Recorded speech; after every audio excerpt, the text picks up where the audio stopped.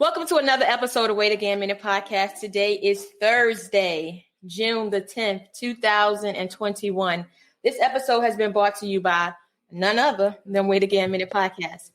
I know you guys are looking for the normal girls that are on, the podcast, which is Miss Go Getter, Pint, as well as Sheeta Rock. But, you have me. I'll be back. Well, they'll be back next week. But you can't have Wait Again Minute without me, though, right? Ain't it right, Angus? You can't have it. Can't have it.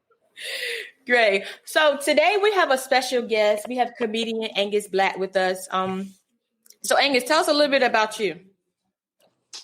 So much. I don't know where to start.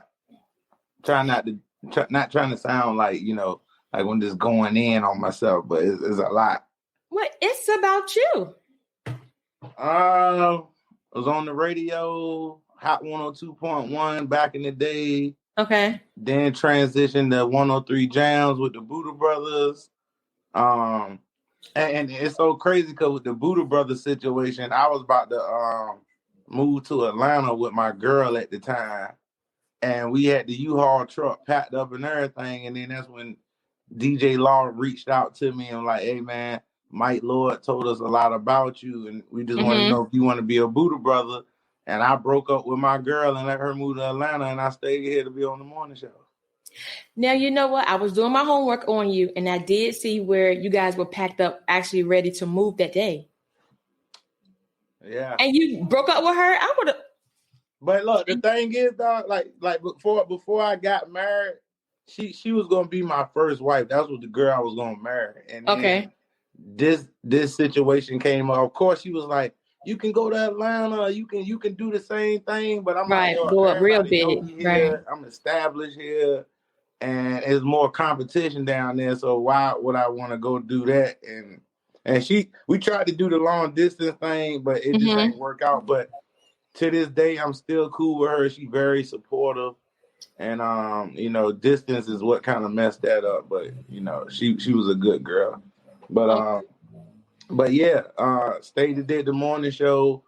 Herman Hurston from the Supreme Team morning show was the one that started me in stand-up.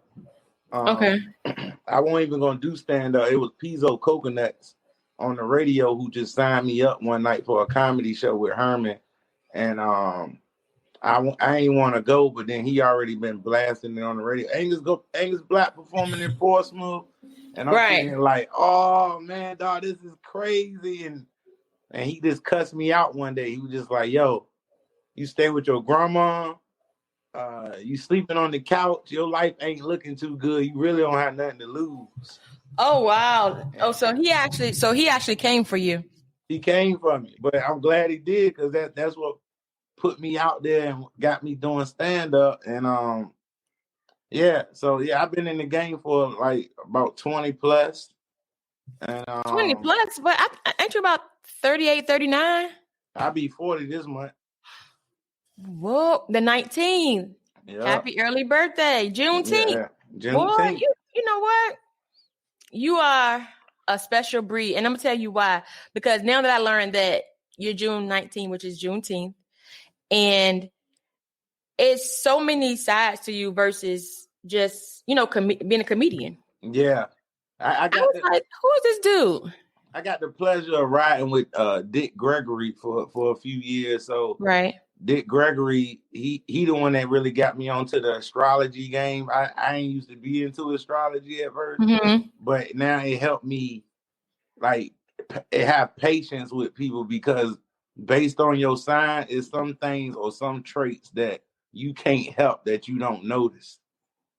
And yeah, I do believe that. I do believe that some of it for me is like some stuff for me is like a little too deep. I'm like, I don't really want to mess with it. Leo. Oh, Leo. Okay. So what you know about Leo? I can't really go in about a Leo right now. Like I got my certain zodiacs that I know them like that. But I'm still mastering this stuff. Leos, I don't come across y'all as much. It's the Aries that I don't like that I come. but look, the crazy part is I'm a Gemini, and Aries is like compatible for us. But I think we balance each other out based on the Aries is serious, and the Gemini is entertaining.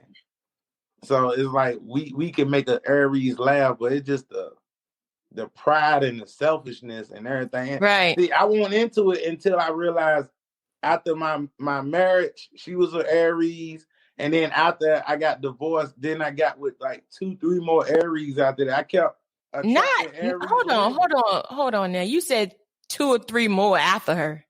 Yeah, like I'm talking about just relationships or messing. Okay. Up. I kept attracting Aries, and that's what just made me be like, yo, why I keep attracting Aries women? And then when I did the whole breakdown, I was like, oh, okay, I get it now. You get it, yeah. So how was it working on the Buddha Brothers? How was that? Oh man, that's legendary, man. For the simple fact, I met them when I was in middle school. Okay. And they came to my pep rally. I was in the 6th grade. And they came and they passed out T-shirts. I got them to sign my T-shirt. It was Phil Nelson, Lex Coop. I think it was a whole bunch of people from back then. They all signed my shirt. And I was like, yo, maybe one day I could be on the radio with y'all one day. Right. That's at 6th grade. And so when he came and got me and then I came on the air with them, I still had that same T-shirt from the 6th grade and I showed them. So it was just crazy how they just came back around. And see, Mike Lord had reached out to me because he wanted to do stand-up comedy. Okay. So I was helping him on the comedy tip. And then when he passed away, he already was telling them about me. R.I.P. So right. It was just like, like Mike Lord told us a lot about you. And we just feel like it's only right to replace him with you to come fill his spot. Man, that's good. That's good. So that goes to show that, because I like I said, I did my homework and I know that you were doing intern for 4 years? Yeah. Without even getting paid. So you kind of paid your dues and you were being rewarded for doing that. Yeah, you gotta have a passion for something that you love. But at that time, it was like I was just trying to show more that I'm dedicated and y'all can depend on me. Right. And I'm the best in the game. Like I was working in the shoe store, DTLR in Shoe City at the time. And then the radio people kept coming in there. And every time they came in there, I was just like, yo, y'all need me on the squad. I know all the hot music. I know who's who. Right. Everybody rock with me. I'm that dude. And then one day he just like, all right, come down to the stage. We're going to give you an interview. And then that's how I got on. Because I remember years ago, and I think they need to bring that back too. Remember when you used to come in there and they had a DJ in there? He used to be rocking in shoes. Yeah. Oh yeah, DTLR. Yeah, I used to sell mixtapes. That's what I was known for. Like I could be helping 5 customers. Okay. And got people at the DJ booth trying to buy mixtapes too. And on the weekend, like dudes that used to work with me were hating on me because I make like $2,000 to $4,000 a weekend just at mix CDs. You know what? Well, I make were you in Military Circle? Yeah. Well then, yeah, because I used to go in there and get sneakers and stuff or whatever, and I used to hear the DJ and stuff. I was like, oh yeah, let me get one of them CDs. I was one of those customers too. Yeah. It sounds good in the store. And see, and that's around the time people would pay $10 for a mixtape. Right. You know what I mean? Do the 2 for $15, 3 for $20. Mm-hmm. And then by the time I got off work, I'm next door at Sea Dreams, the leather store. Like, yo, let me get that coat. Let me get that chain. Let me see this chain right quick. How long is the layaway though? How long is it? Like that was the good old days. So as growing up, like who was Anguz? Like, were you jovial like you are now? Like, were you serious? Like, how were you when you were growing up? Man, I'm a last minute person. Like I do everything at the last minute. I procrastinate. What? I was a problem child, but I wasn't like a bad problem child where it was just like scared straight. Like I needed that and junk. It was more like just play too much. Right. Just couldn't be still. Like I just I dropped out of school twice, and then I went back. What? But I graduated from alternative school from Norfolk Preparatory. On Hampton Boulevard. That was a school for like 19 and up. And Great. I had a dude in my class. He was like 72 years old and in my science class, and he smelled like pee. I'm sure he did. Yeah, I'm so sure it his was like ass all did. the kids from the movie Lean on Me in the beginning when they got kicked out. It was like all of them got transferred to Norfolk Preparatory. Novel preparatory. Oh my Yeah, gosh. yeah. So That's crazy. So how are you now? Like, are you more serious now, or are you still, a comedian in your everyday life? I think naturally I'm just funny all day, and I just like have a good time. But then it is that side of me that people, when it comes down to the business, I can be real serious. I could be like on P Diddy mode. Like people will work with me and be like, "Dang," because you're a comedian, people think you're supposed to play all the time. All the time, right? And and then like I think that's what being a Gemini is like a struggle, because we got that Dr. Jekyll, Mr. Hyde bipolar twin thing going on. Right. Where like we could be cool at 1 minute and then after, like look at all the Geminis: Donald Trump, Kanye West, Kendrick Lamar, Lauryn Hill. So y'all kind of like line up. Y'all Prince, like you know Prince what I mean? It's too. like Geminis, we are intellectual geniuses. We come up with great ideas, and we just good. We're the number one when it comes to entertainment, as far as this entertaining people, keeping conversations going. Mm-hmm. That's us. Okay. So I don't know if I could see you being serious, but I guess like you said, like far as the business side, you know how to turn it on and off. Yeah, I'm serious a lot. Like I think a couple of my ex girls and stuff, I think they would say they're like, Angus ain't. I thought he was goofy too. You know what I mean? But it turned out not to be.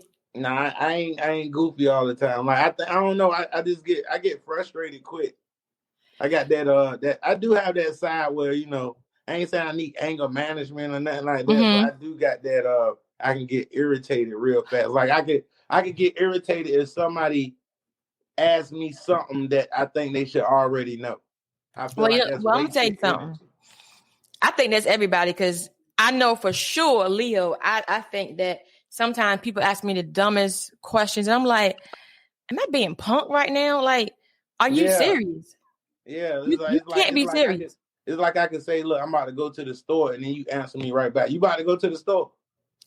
Like that, it's simple, but that little thing, it's tedious. Just make me be like, yo, is you even trying to think, or like it's like you just don't care, like you just saying anything stuff out your mind and not trying to figure nothing out, So let me ask you this, Angus. Like, I know every interview you do, people ask you, how did you come up with the name?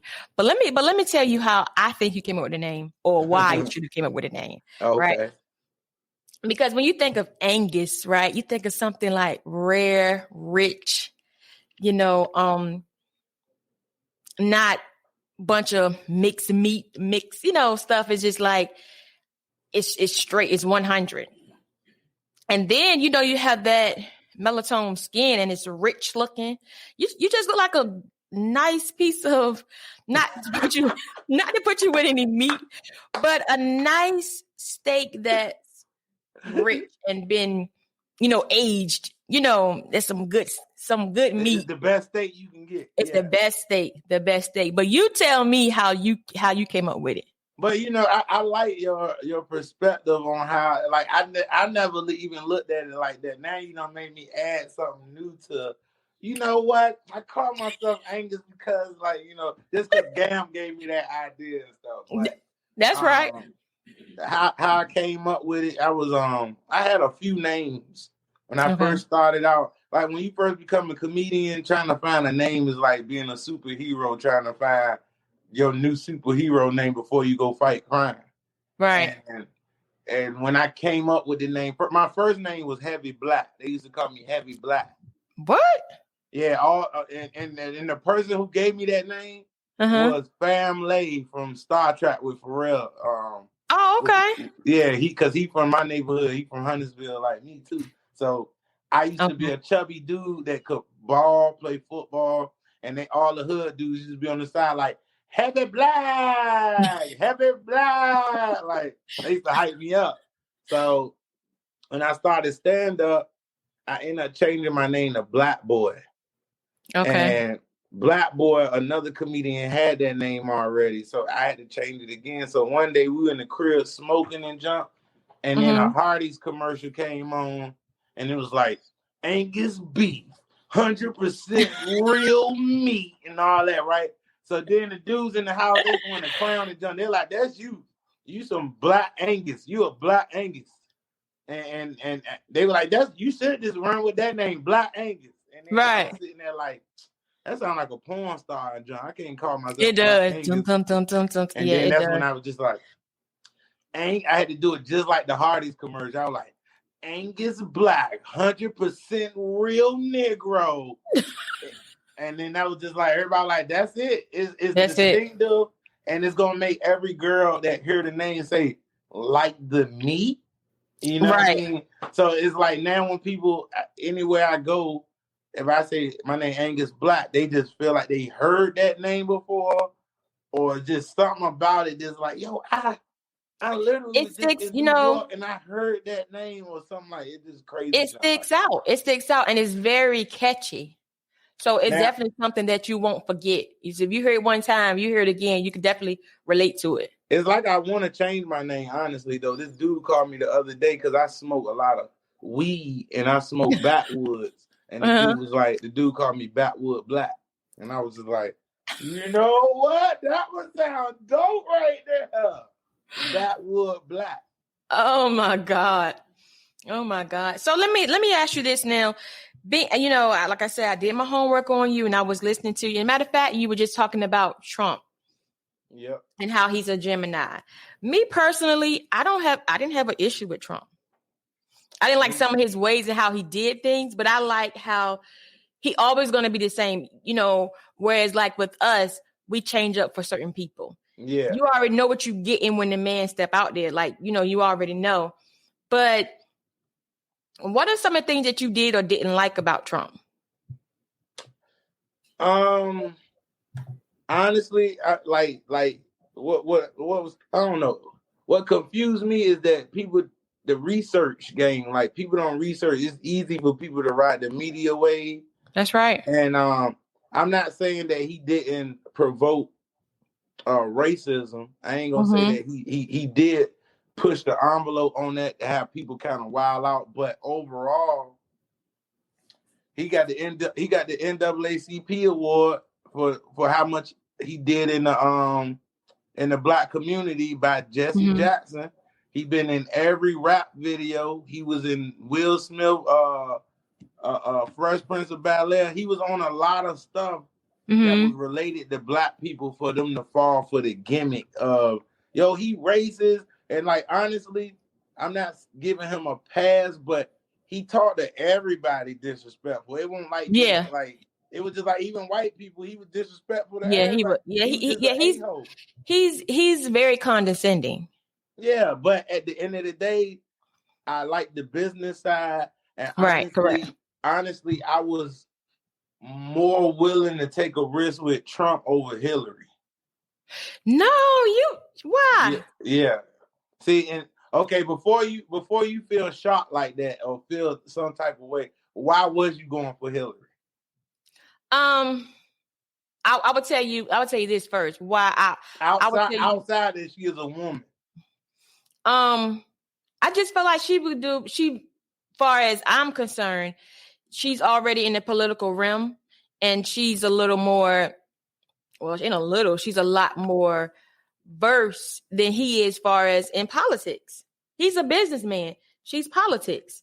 So, and I felt like, I did feel like she was going to do a lot of things that her husband or certain people wanted her to do, to actually carry out. But I just felt like she was just up a couple notches versus him.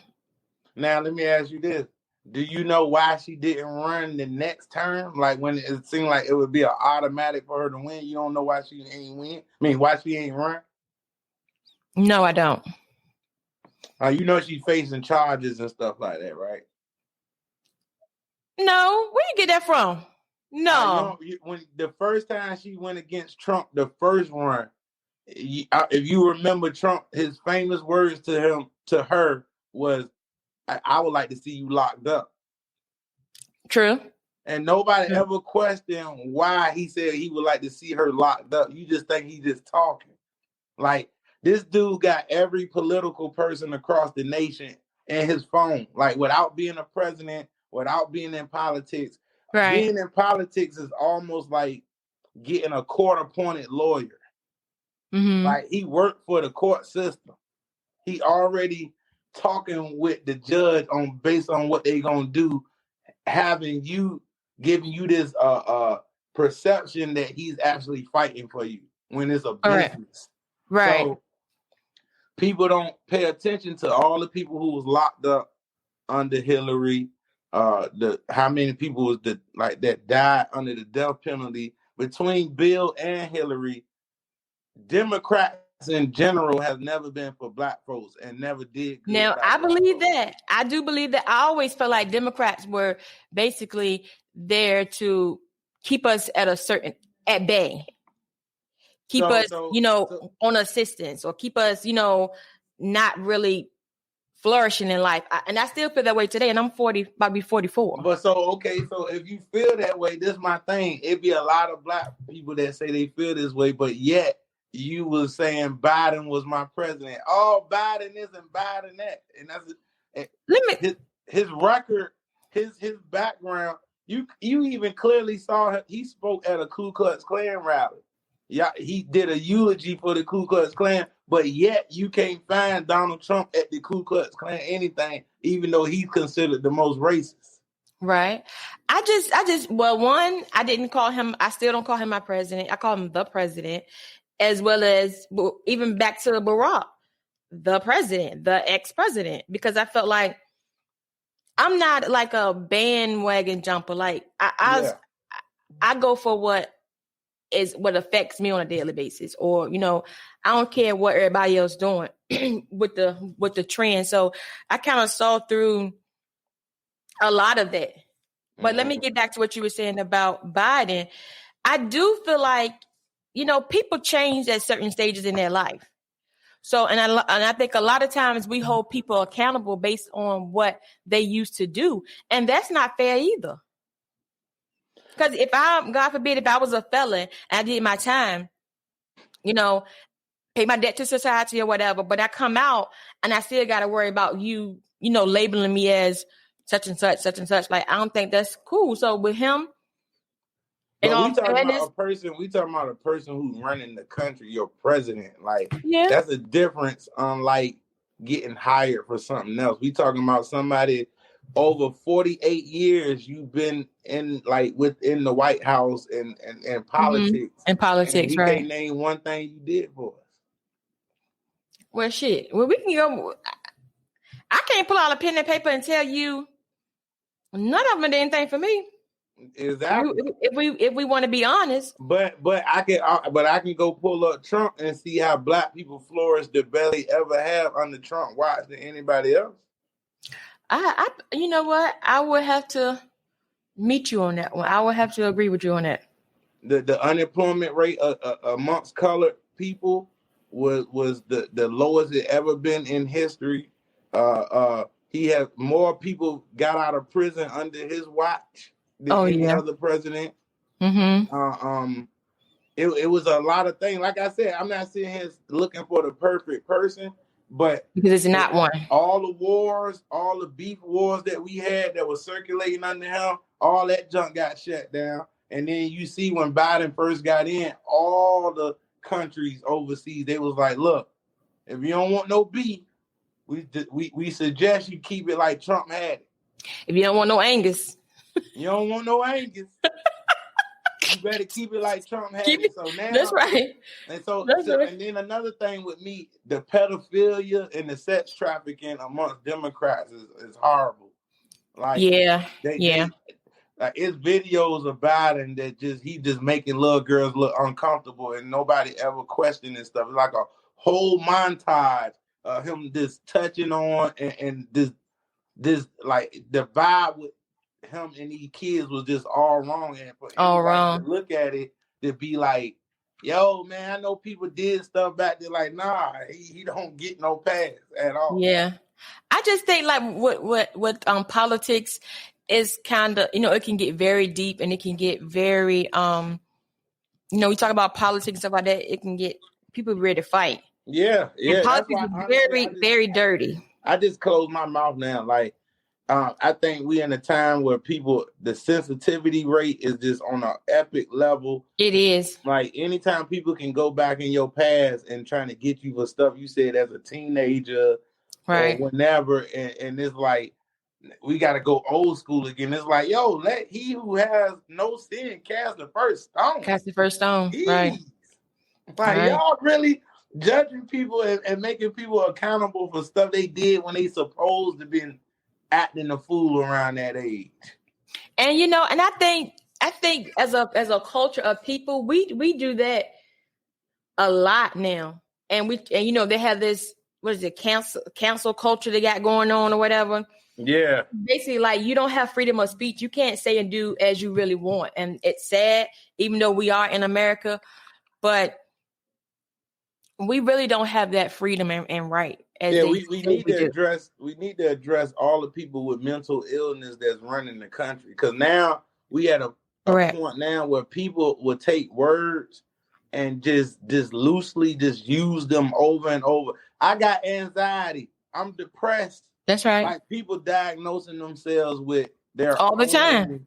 Yeah, and it's like, yo, you letting media and stuff, like, even when it comes down to the vaccination thing, it's crazy that I'm like, yo, they trick you into feeling like you was they trick you into you feeling like you were sick when you weren't sick. Like, when I felt good, and then they still had me feeling like, is something wrong with me? I feel, but totally that's just like Google. When you Google something, I tell anybody quick, don't Google anything, because when you Google something, I promise you, it's gonna be like you have whatever it's saying that you have, and you don't have it. But with that being said, I'm fully vaccinated. I know that you really don't care too much for that. So let's elaborate on that a little bit, because I know you're ready for that. I know you're ready for that. I keep it simple. Okay. I feel there's a lot of people out here not giving themselves credit that they had COVID and that they beat COVID, not noticing that your body beat it without any vaccination, any medicine. Your immune system did that on its own. And so people got away from, like, yo, Lord, I appreciate you giving me the body to work through that. Like, here it is. We had H1N1, swine, anthrax, Ebola, and these viruses killed way more people than COVID, and you still ain't gonna get vaccinated then. I don't know. I think it's kind of strange on some areas though, because it's like on some of it, when you really get into it, it's like, oh, it's a lot of conspiracy theories going on. It was at the point where, like, you don't know what to believe. I don't have to believe nothing. All I gotta do is look at the track record as far as seeing vaccinations amongst Black folks and noticing that it never done anything good for us. Right now, you can go on the the VAERS database when they let you see as far as the rates and the death amongst people with vaccinations. And right now, people don't even know 4,400 people have died since getting the vaccination.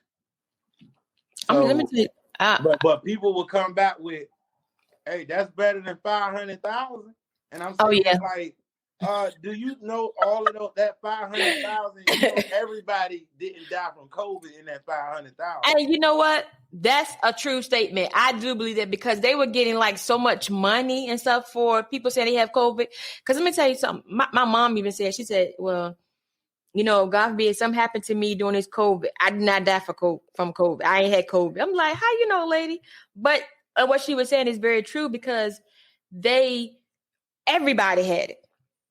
And you went in for a heart attack and you died of COVID. And everybody who had it died in the hospital for the most part, which that's a genius way to get rid of somebody without you don't have no choice but to run with, yo, they said my mom had such and such. That's what you got to run with now. You don't know. Right. But I rather would have took a risk with my parents being home, and I would have took care of them with natural holistic herbs, the typical things that God gave us already to boost our immune system. If it was based on people being dirty and stuff, it should have been a bunch of dead homeless people everywhere, but it won't. No, you right about that. One thing about them, that's just like a, and it's so crazy. I'm gonna use this analogy, but it is what it is. It's like they are the strongest people. Like you don't see them getting sick and stuff. It's just like a child. When you take care and you nurture a child, and you go to the doctor and take the kid to the normal checkups, right? Mm-hmm. Making sure they got a hat, coat on, t-shirt. But when you have a child on the other side who never wears a t-shirt, never goes to the doctor, walks around with no shoes on, don't get sick. I'm like, what the hell? It's a mind thing, yo. It's a mind thing. Like, you don't start dying until they tell you got something. They tell you, right? Because you're thinking about it so much. But if you ever seen a kid fall, and when the kid get up, they looking for somebody to say, "Oh, you all right?" And then they gonna cry. But I don't seen kids fall, and I done told you, don't look at them, don't look at them, don't look at them. Right, don't look at them. You turn your head. Sitting there like this. It ain't even hurt. It's the point that you baby him up that made him want to cry. Right. You know what I mean? So it's a mind thing. So now I will tell you this. I think I did have COVID November 2019. I had it. And why you say that? I was coming from a comedy show, had a few people with me and stuff about to go turn up. As soon as I get to my crib, I hit the elevator button. As soon as I touched the elevator button, I just felt something go through my whole body. Like I immediately knew I had something. And it was to the point I told them, I said, yo, y'all go ahead and leave. They're like, what's wrong with you? I said, man, I'm coming down with something. And like, you gotta tell us twice. I'm gone. I got in the crib, yo. I was like freezing. Like I was freezing. I put a blanket on. Right. Even though I'm freezing, I'm burning up at the same time. Like I'm sweating, my clothes drenched. I was down for 14 days, yo. That's a long time. Die. Huh? That's a long time. I thought I was gonna die. I really thought I was gonna die. And I didn't eat for 14 days. I was just juicing. It was a juice bar right there in town center. And I was just going to get ginger shots. I had black seed oil. I had some lysine. I drank nothing but herbal teas. And I'm talking about, it got me through. The thing is I'm looking at is that my body healed itself. So now, what was your mental at during these 14 days? Man, it was just like, yo, by the time I hit the 4th, 5th day, I was like, yo, this ain't no regular, like, I don't get sick like that. I don't. So it's once in a blue moon I get sick. So if I do get sick, it's still not a hard sickness. It's like to the point I can feel like bad right now. And I can keep telling myself, I'm going to be good by the end of the day. Right. I ain't going to be sick that long. And I don't be sick. But this was flu times 10 or whatever it was. And people don't know that's why it's called COVID-19, because it dropped in 2019. So, I read something one day and it said something about a military. It had something to do with a military something with COVID-19. But it was like so much was going on. It's like I can't really remember, but it was like a COVID thing. They had some type of something they had going on. I can't remember what it was. It's like why people just don't, like, this virus is man-made. Like it's not nothing. Corona been around forever. Like it's been on Lysol cans for a long time.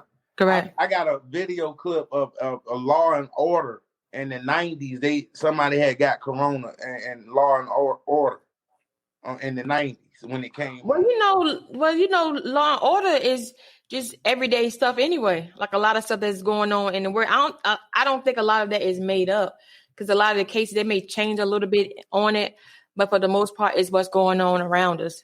Yeah, like the TV shows and the movies definitely give you the answers to everything going on. The Hollywood was created by the CIA and is a government. Wow. The government give Hollywood the material to make movies. So when you watching aliens and all of this stuff on TV, of course, when we keep putting it in your face, man, this TV is entertainment. You would never think that an alien really exists. Right. But now I do believe that aliens do exist, because some of the things that some people do, I know we look at it as, okay, that's not even, it seems like for some people, some things that some people do is like, oh no, that don't even seem right. Like, why would they say or do that? But it may be the same thing with us. A lot of things that we do, they like, nah, like y'all crazy. Yeah, see, like I know we not battling with humans. Like I know you're dealing with spirits of this world, even wicked spirits in high places. You dealing like this Satan's world. Like you already know what it is. So it's like people acting shocked. It's getting crazy. It's this and that. And I'm like, oh, you still think that book is the white man's book? Because like you giving humans too much credit to actually word revelations like that or Proverbs. There's no way you could read that and say some white man wrote this. Like, I think a lot of times we say that because it's cliche and we've heard it so many times before. And when we don't know what to say, we just repeat what we heard. Yeah, and that's my irritation right there is with people who just would go back and forth and debate with you with no knowledge of what you're talking about. Right. Like, oh, I think you're doing too much. I'm like, yo, you're arguing with somebody who really sat down and did his research on it and got more, like people who been unvaccinated. It's like the unvaccinated people can tell you exactly why they not getting vaccinated. And then the people who got vaccinated, when you ask them why I need to get vaccinated, don't you want to go back to regular life? Don't you? Well, that would never be anymore. It's no such thing. That's not going to be anyway. Regular. No, nope, not at all. So now we at a point now where the new segregation is about to be unvaccinated versus vaccinated without using color.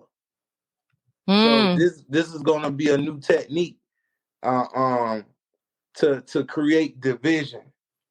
And the crazy thing is all the people who unvaccinated and they got their reasons. You can go back to Tuskegee with the syphilis. You can go back to autism coming from vaccinations. Like this all proven facts that all of these diseases and stuff that people diagnosed with came from a vaccination. And I just don't trust man like that. That's crazy because it's the church folks that's trying to get me to get vaccinated. I be looking at them like, yo, where your faith at, bro? Right. But dealing with the church folks is which is kind of crazy. A lot of them are cliche type people. If the pastor said or the scripture said, you ain't found the word basically says study is to show that self-approval. I mean, so if the pastor get there and say on Sunday morning, A, B, C, and D, you have to go home and look up A, B, C, and D and learn and understand it for yourself. But a lot of those who are really spiritual, real spiritual people, spirituality, they sometimes, I promise you, they're no earthly good. The Lord. But yet, like you just said, where's your faith? But some of us have the most craziest faith. Yeah, we overanalyze stuff. Like I'm not a religious person. I'm a person that look for the clues and know how to read between the lines. Because one thing that I noticed with Jesus was that he got frustrated because the people just couldn't get it. So he said he had to talk in parables for him to make it. He was trying to simplify what he was saying to the simplest form. And if you notice throughout the whole jump, humans just overthought and just made things hard. And he's looking like, and we doing the same thing. And I think God be looking like, y'all know y'all can think a little bit. You know, I knew viruses and stuff was going to exist. If you didn't know this, you are a virus already. Right? Your whole body is a germ. Mm-hmm. Like your body has to have a balance. Like right. The homeless people are outliving the regular people because their immune system is on 9,000. Yeah, it's strong. To work your immune system, you need to be around germs and dirt. Sanitizing all day, keeping clean all day. By the time you break that door, you're going to catch everything that exists because your immune system ain't working. That's right. So it's like, this is the stuff that you can come at people with that you like, I haven't been sick at all. I'm talking about through H1N1 swine. I have never been sick. I haven't either. It's like my homegirl, she a comedian. She just got the vaccination. Never been vaccinated a day in her life. Never get sick. But she just told me, she like, but Black, I just feel like, I don't know, they scared me with this one. I'm like, okay. I said, another crazy thing is, y'all go get vaccinated. You don't even know what they putting in you. You didn't even go through the research to see the chemicals they about to put in you and what each one of them do to you, to the body. To the body, right. You can go read the book called Vaccinations, and they give you the breakdown of every vaccine that ever came out. Is mercury in it, aluminum, freaking abortion fetuses is in vaccines. Oh my God. So you don't know, you putting all of this. I did because I'm fully vaccinated. Walk around with my card and everything. Yeah, and it's like, yo, if they're putting any type of another person in you, people carry different type of spirits. People carry different type of everything. It's just like when you eat food. Foreign, yeah. It's just like when you eat food. If you eat an animal, like, okay, let's just say an animal is panicking. You can't kill the animal while it's panicking because that is going to release toxins into the meat. Right. And the meat ain't going to be as good because the animal was in fear. That's just like my homeboy, for Thanksgiving, he going to kill a turkey. But then we go over there, he don't have no turkey because he said the turkey was panicking. What the hell? He said the turkey what? Panicking, huh? He said the turkey was what? He said the turkey was panicking and it was just stressed out. Stressed out. So it was going to mess up the food, so he couldn't kill the turkey. So like, you know, mucus come from meat. You know what I mean? So if you keep eating meat, you're gonna have mucus. It's just certain things that there's no way to keep a dead animal fresh. Soon as it dies, it's deteriorating. Right. So here it is now. You letting them pump carbon monoxide, all these chemicals to keep the color. And then eating it, thinking that is fresh when it's super old. No different than people using toilet paper, Q-tips. All of that stuff is bleached with radiation. You don't supposed to use Q-tips. If Q-tips don't supposed to go in the ear, why the hell I won't let you put it in my nose all the way to the back? Oh yeah, now that part killed me. But I don't use Q-tips. I use like a bobby pin. I use a pin top.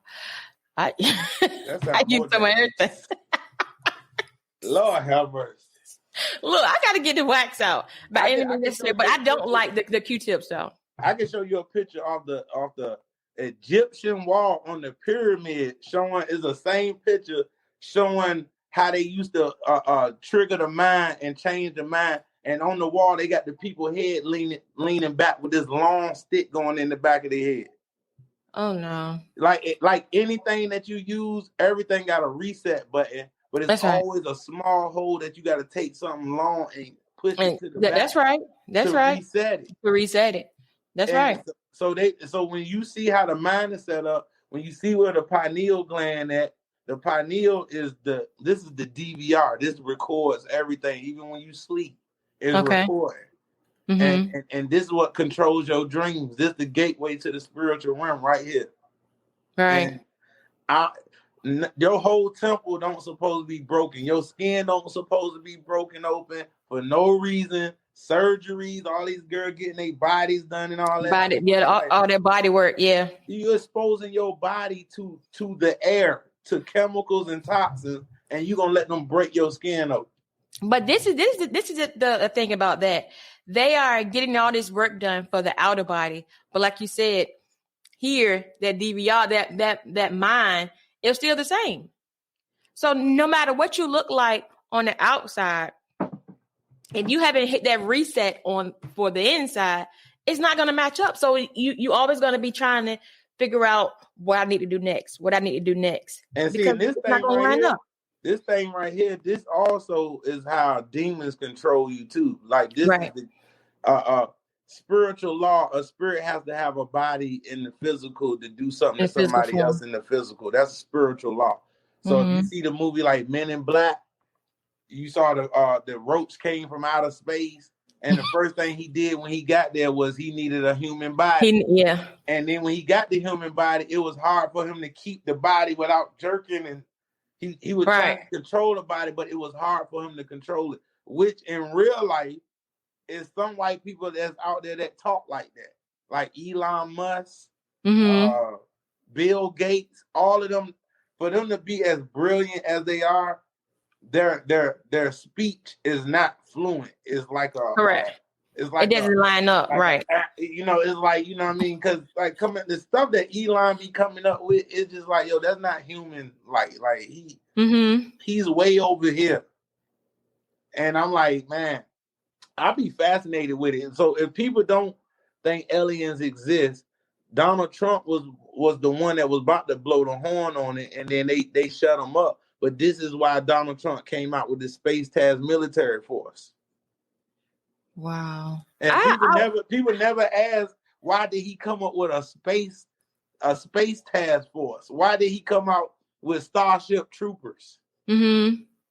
Because if you go look up Federation Galactic Federation Reddit, you look that up.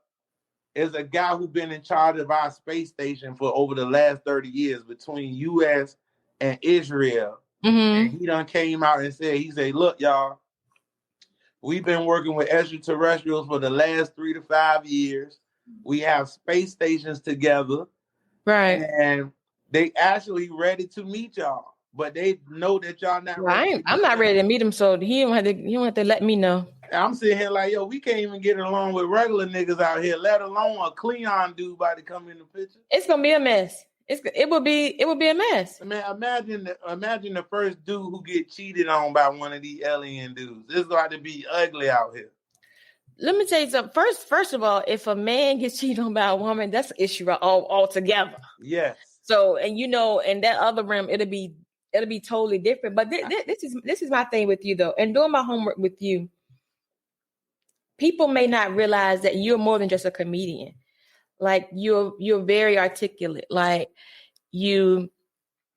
by looking at you, people will. I'm gonna be honest. People will underestimate you.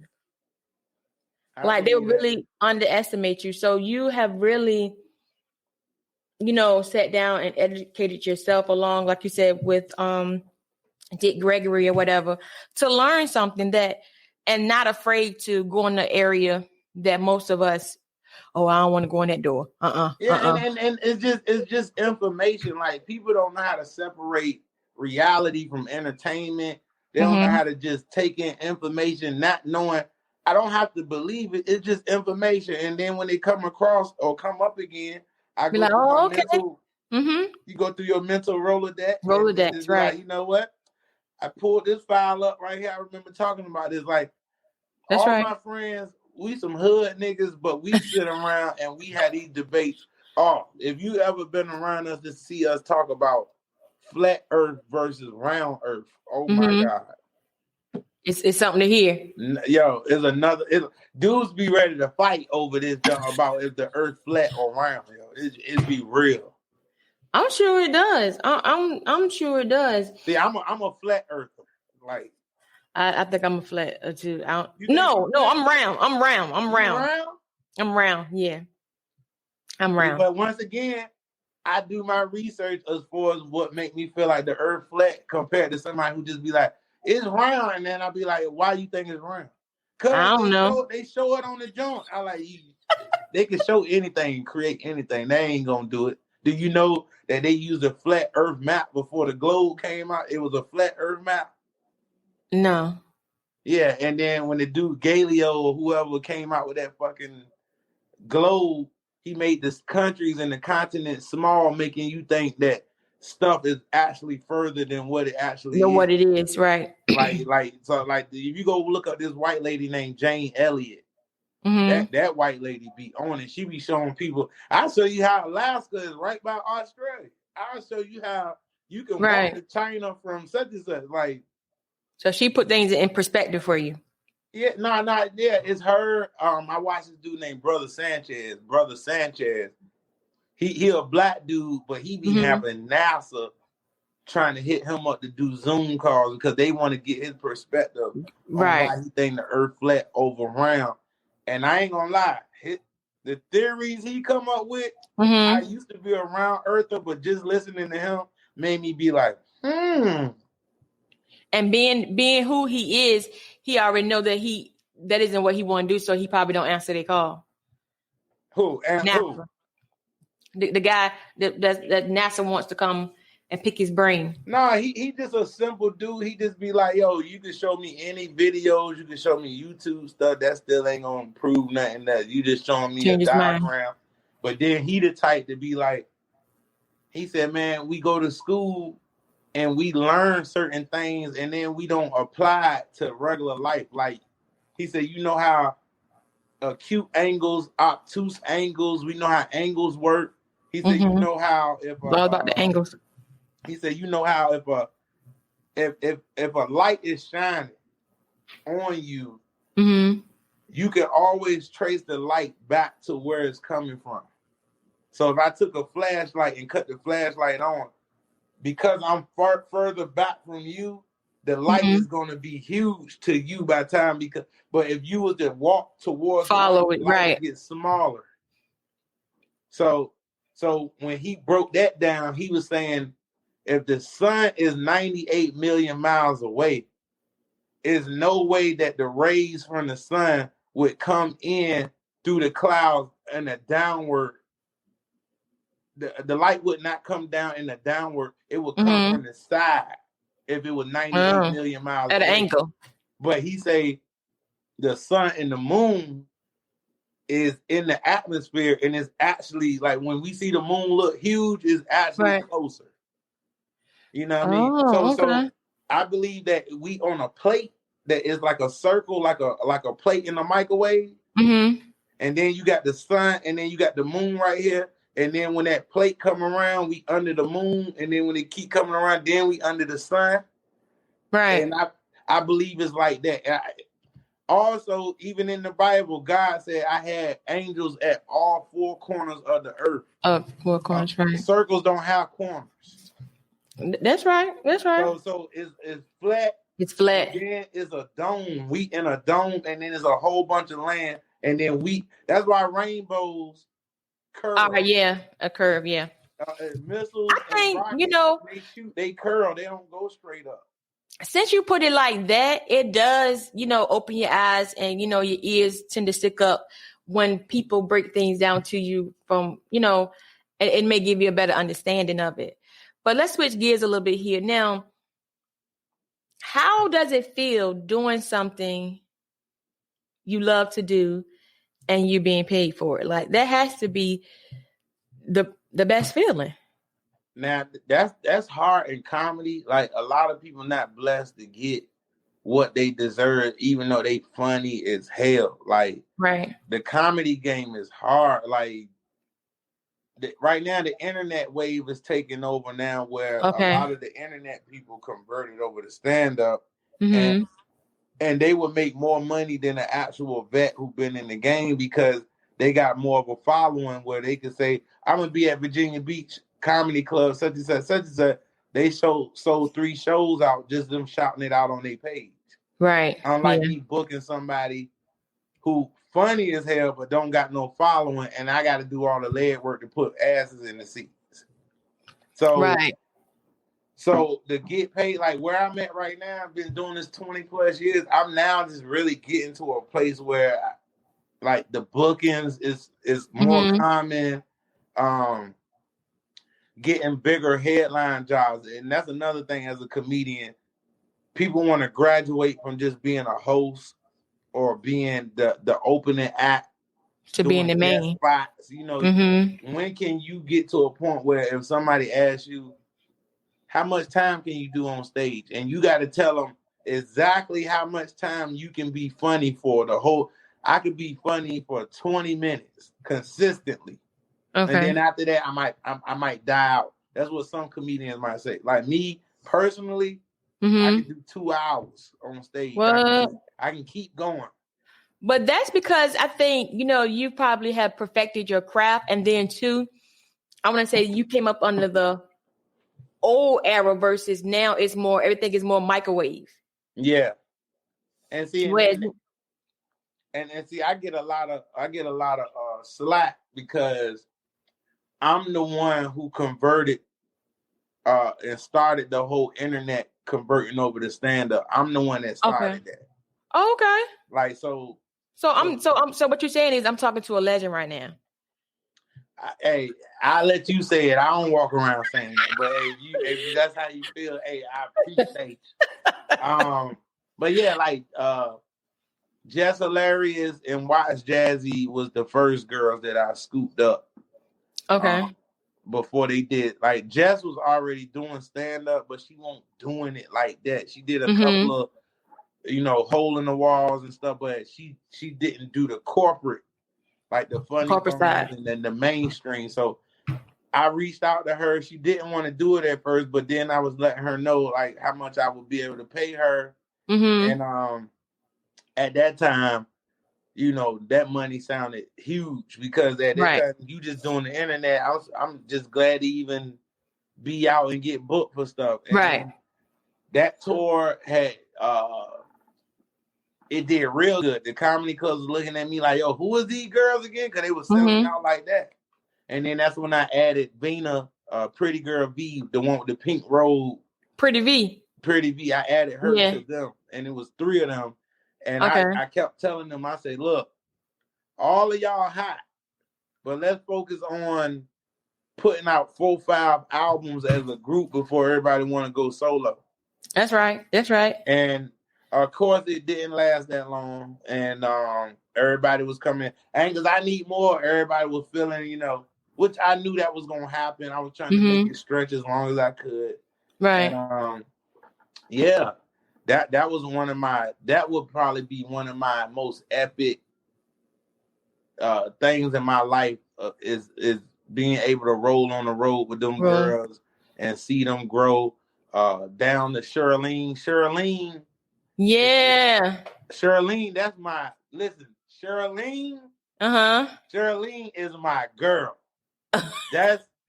She is everything. Now I call her a legend and a GOAT now because if you haven't seen her show. I haven't seen her show. I was gonna she came to the Funny Bone, but I wasn't here. Oh well, you in luck because she's gonna be back. I got her back June 11th. June tomorrow. Oh, not June 11th, July 11th. Okay. I'm here July. Yeah, I'm here July. And she gonna be here, but she do so much. She's so talented, and even when I had to fight with her and her sister to get her to do it because at first she was like, "I'm not interested. I'm good. I'm not doing it." And she started doing it, and man, I'm talking about she killing them like, and she clean. Yeah. She clean. And she funny, and that's hard to do. I can imagine. So, how did you get into? Just a couple quick more questions. How did you get into your relationship with the Funny Bone? My big brother Bodacious, comedian Bodacious, he was hosting it first.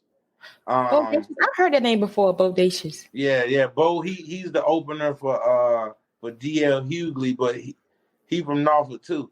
Like, you know what I mean? And he doing big things, funny as hell. And so one day I was still doing comedy shows for the House of Comedy. Mm-hmm. And that's where the hood at. But then we hearing about the Funny Bone opening up. Right. You hearing talk like, yo, it's corporate. Yo, you never know who's gonna be in the building. Your opportunities of getting on bigger stuff will be bigger. And that's right. And I was trying to scoop. I was trying to be dedicated to my black folks. You know what I mean? I was like, Oh, so you were trying to be down for the cause. Yeah, exactly. I'm like, man, they ain't about to come out here thinking they gonna take over, and I almost got caught up in that. And then one day, just after the Funny Bone was open for a little bit, I just finally end up going, and the vibe in there, like the energy, the stage, how it was set up, like as a new comedian in the game, I'm looking like, this is wild. Like, you look like you made to the Apollo. It was crazy. Yeah. So I started to move up. I was on the radio. I had my Wednesday nights with me and Bodacious. Yo, the most epic. It was sick comedy shows. Like, we had to turn like 100 to 200 people away every Wednesday. Wow. That's how packed it was. And and then after that, once I started to get developed in the stand-up and really take my craft to another level, then I just started putting my own tours and my own shows together and started booking all my own comedians. And then I was bringing in a lot of street dudes that had money that was my investors. Okay. And what happened was, when the Funny Bone and the corporate people saw that, hey man, this guy is bringing some quality shows and putting together some real things. The problem is most of the investors that I had was street dudes. So when they come in the club, they had this my shit. You know what I mean? This, you know, it was, they felt like they could do what they want to do, and the white folks was sitting there looking like, oh no. Oh hell no. So then it was just like, Angus, we think you're a nice guy. We think that you bring a lot to the table. So how about that we just team up, and whatever you want to do, we can fund it. We can make it happen. Get rid of the middleman. Yeah, and then it was just me in the comedy club. I don't have to deal with nobody else now. And it was just a better look. And we've been business partners for 15 plus years, like me and a couple of mainstream owners and stuff like that. So yeah, man, they Funny Bone. Of course, there's a lot of comedians that be on some, oh man, you a coon for them white folks, you this and you that, and everybody. One thing I know is everybody who talk like that be broke. That's right. They be broke. And the thing about those people are they broke. They don't have they don't even want to do anything, but they want to keep you down along with them as well. They want to make an excuse for why they haven't progressed. Right. And after a while, it's just like, yo, I know I'm funny. There's people that walk around and constantly say that I'm funnier than you, Black. I don't get it. Like, I'm like, bro, I'm not even walking around with that type of mentality. Like, right, yeah. And that's why they still walking around. Yeah. That's why they still walking around saying the same damn thing. And you know, I go back and look at my resume. I look at all the shows that I've done. I got every flyer from every show that I put together. And when I lay it out on the floor, the backstage passes, right, the flyers, I just look at it and just be like, wow, I have had an interesting life, and I had a good run. Good run, right. And the thing about it is it's now just starting to get bigger than what it's been over the past 20 years. And I'm just excited about what's about to happen. What's about to happen. Now, I'm with you on that too. I'm excited for you on what's about to happen. And I know that you're living your best life. And you just said it, you know, things are really taking off for you. And it's because you did your time, you paid your dues. You know, you're humble with it. I'm 40, no kids. Yeah. I can up and go. And people ask me across the world. Kids, I be like, I don't think so right now, because by the time I have a son right now, by the time he hit 15, he gonna be taking my car keys from me because I ain't strong enough. Yeah, you can be the granddaddy. Wrestle with his ass. So I don't know if these kids, these young boys on another level. I don't know if I want one now. So how is your love life? Man, I'm talking about after my take your time. After my marriage, you know what I mean? I'm not saying that it can't happen again, but I just don't see, the distractions are so big now that it's so real, hard right. You know what I mean? You can hear a woman say what she want, but to me, women just are very emotional creatures. As far as right now, you could sit here and tell me this. You can make it sound simple right now, but then it might switch up and just be like, Mm-hmm. hey, this other guy right here, I used to mess with him, and I know what I told you, but my heart is over here now. Oh, okay, okay. So That's what I I went see where through. you're at. I see where you're at. That's what I went through even in my marriage. It was just like one of those, you a good guy and stuff, but it just I want to go. Just not for me. So yeah, I used to be the Russell Wilson, but I see girls want a future. Yeah. I see where you at. Not saying I'm gonna be that type of guy on purpose, but the bad boys are winning, and right now I just see just me being.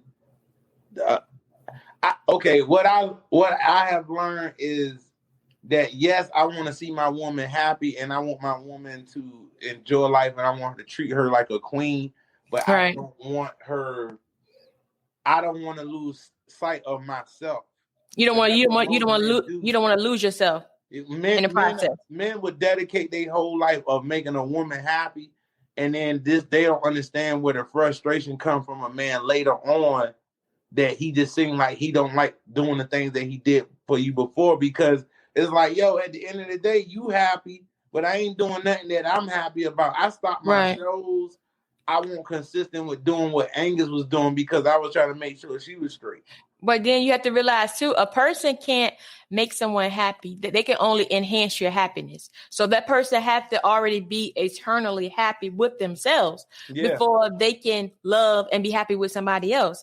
Because you're always going to be trying to do something for them, and it's never going to be good enough. Yeah, the distractions, like dudes can holler at your girl on every game app that's on your phone. You got it. Inbox for Candy Crush, inbox for Spades Plus, inbox for 8-Ball Plus. Ruzzle, everything. Your girl through every app that's available, and you can't keep up with it, which you shouldn't have to.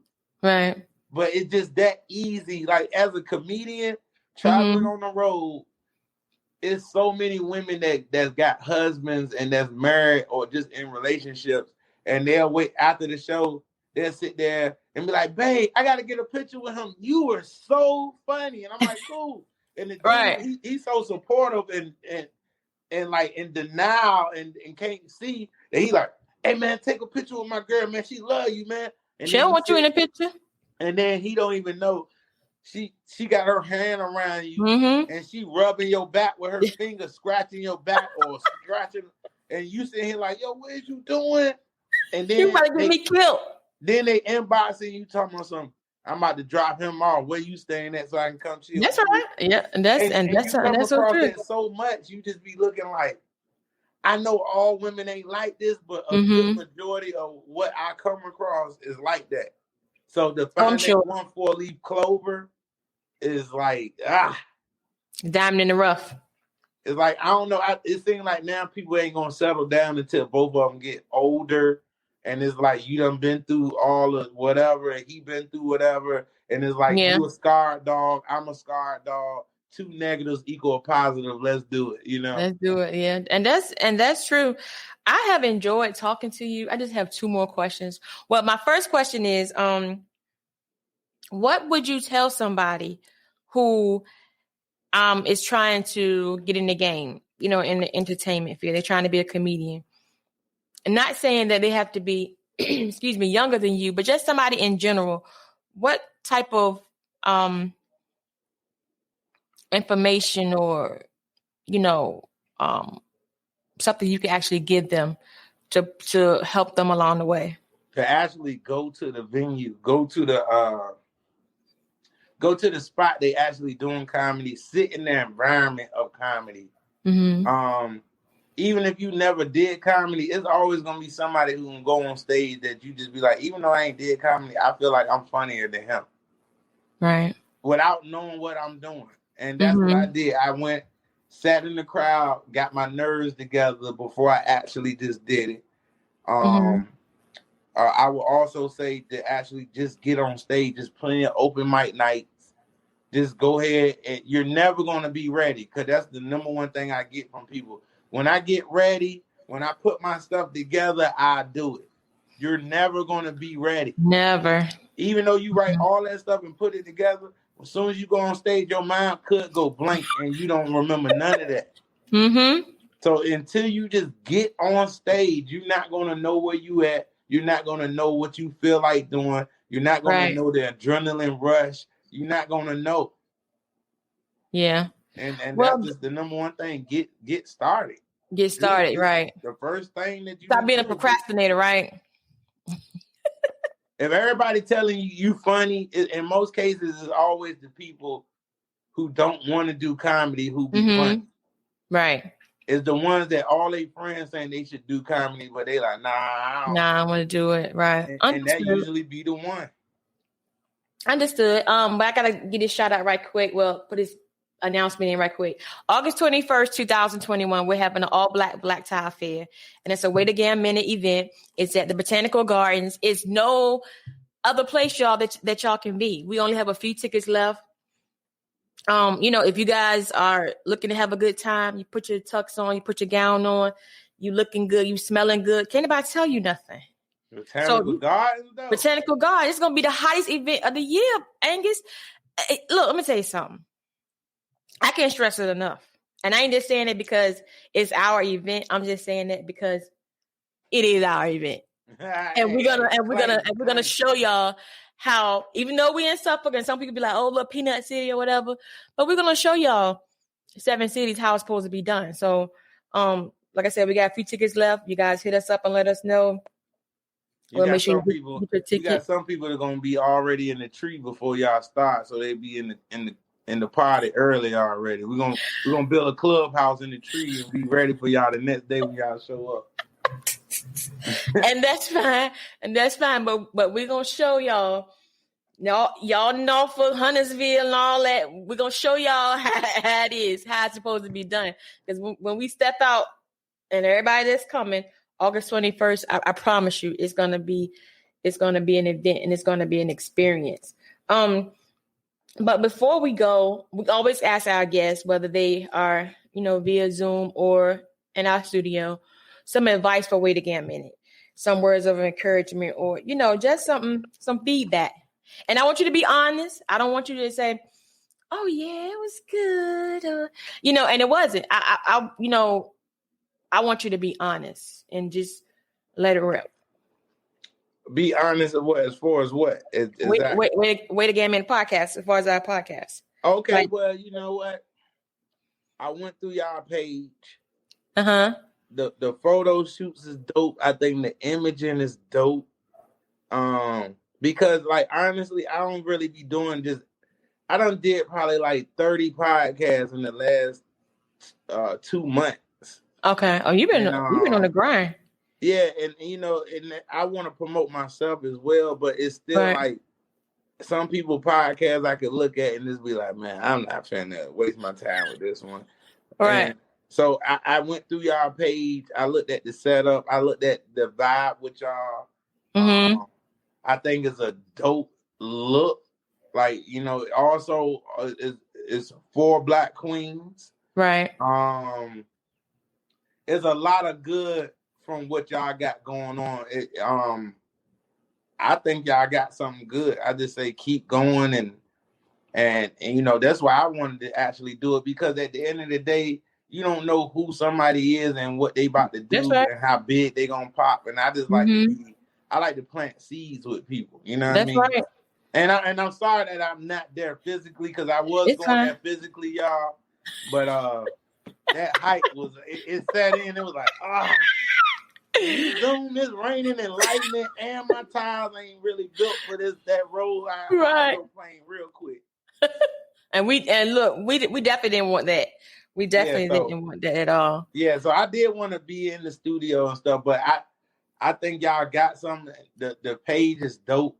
Everything, the whole look, and I'm talking about, I just had an interview with just you. I ain't even had the whole squad. Right, that's right, yeah. And this was a good interview. So, you know what I mean? I think y'all got something. Even if somebody say, I don't feel, because you know what? A wise person has many advisors. Mm-hmm. You know what I mean? And I would get a critique from a lot of people, but even if they say something that I don't want to hear, it's still got to be something that you're passionate about, and then you just use that as motivation to be like constructive criticism. Yeah, that's you're exactly right, and that's why I tell people all the time, like, be honest. I'd rather you be honest off the jump. I can respect you more versus you lollygagging and just stroking me along. Mm-hmm. But yeah, definitely we're up for constructive criticism, and we rely on different strokes for different folks. Like it's cool, but what's for us is for us. What's for you is for you, and I definitely appreciate you taking time out your day. Even when I hit you up, like, because like you say, you didn't have to do it, but being that you're planting a seed, you have to realize that once those seeds are watered and they begin to flourish, it's gonna be, because put it this way, it's gonna be paid for it. As you did something for us, it's definitely gonna come back to you, and we'll do for somebody else the same way. And because you could have said no. Shit, I mean, you Anguz Black. You could have said no, hell no, or not answered. Like some people don't answer, like, oh, I ain't see that. And clearly, that's why I rock with people like Kevin Hart and all of them, because Kevin like so huge, but like he try to still find a way to, bring his presence around and walk amongst the people who still trying to get there. You know what I mean? And that's right. That's the thing that That's the thing that people need to understand and realize, that it's about the next person. Period. That's right. It's not always about you. Correct. Like, if we can get back to the simple speaking to people, hey, how you doing? Yeah. How your day? When we walk past people, open the door, thank you. Hey, how you doing? Just that little thing, yo, would just do so much for the world, yo. Like, it would. It's a dude probably about to go shoot something up, and then you walk past and like, hey, how you doing? Turn his whole world around, good, brother. And he's sitting there like, I was about to go kill people, but this one guy comment just made me feel around. Like it's still good in people, and then I don't need to be making this decision to hurt people. Yeah. So, but again, we definitely appreciate it. I wish you the best at whatever it is that you want for you. Whether relationship, kid, your God enlarging your territory, whatever it is, I wish you nothing but the best. I'm sure we're gonna run across paths again. Yeah, most definitely. We're definitely gonna run. Lot of things coming up. Y'all just follow me at Comedian Anguz Black, ANGUZ. I got monthly shows at the Funny Bone every single month. The next one coming up June 25th. That's my legendary OG show with Herman Hurst, and the one that put me on. Def Comedy Jam legend Hamburger Jones, and also the originator, the host of the Universal Soul Circus, Shuggy Duggy Quack Quack. Oh, okay. Will be in the building. So that's June 25th. I'm at the Funny Bone this weekend, all weekend with JJ Jeremiah Williamson. What else I got? Oh yeah, July 3rd. We back 7 cities. Yeah, I see. Yeah. Set Locks live at the Scope, hosted by me and my man DJ Rick G's. That's going down. Yeah. And it's so much stuff. I can't even remember. It's only we gonna be your head out every month. It's only up from here. That's basically what it is. It's only up from here. I know we at our All Black, we're having comedian from Baltimore, Darren Fleet. He's going to be there. Oh, okay, yeah, Darren, yeah. So he's going to be there. But like I said, when you guys come back on and you listen or whatever, stay in tune with Anguz Black, like Comedian Anguz Black, like I said, I can't thank you enough. Like, honestly, like, we truly appreciate it, because again, you didn't have to. But with that being said, like I said, we're gonna see you around. We're gonna see you again next time. You're gonna be in the studio or whatever. We're gonna meet at the top. Yeah. I like being in the studio more than doing online. Honestly, I do. Right. You know what I mean? But yeah, today it was just like something saying. One of them days. I got Yo, you. bro, that's a long hike, and you got to ride back in this too at night. At night. I definitely understand. So with that being said, guys, you guys can catch us out catch us on Powered by Virginia Radio Monday through Sunday, 7 a.m. You can also see us on Facebook, Instagram, YouTube, and ebny.tv. You can hear us on Pandora, iHeartRadio. What else? And it's all the outlets. Type in Wait Again Minute. Matter of fact, just Google us. Yeah, that's what I tell people. Get Google a t-shirt that say Google us. That's all you got to say. And put the website and Google us. And That's Google all us. you need. Yeah, you're right. Or scan me. Hit the little scan button, the QPC button. But you enjoy your night. Have a good weekend. I know I won't be able to be there this weekend, but I'm definitely gonna look it up. And when I come out there, don't try to act funny. I ain't gonna do you like that. Cause I don't want to. And I was prepared for you to try to roast me, because I was like, you know what? He can try it if he wants to. I'm gonna get his ass. See, me being a comedian, that's what people be thinking. I'm like, I ain't that type of comedian. I don't be roasting nobody. Y'all ain't funny all the time like that. Okay. People get serious. I got you. All right. Well, we're gonna get on out of here. In the meantime, guys, like I said, stay locked in with Anguz Black, as well as Wait Again Minute podcast. And we'll see you when we see you. Peace. All right. All right.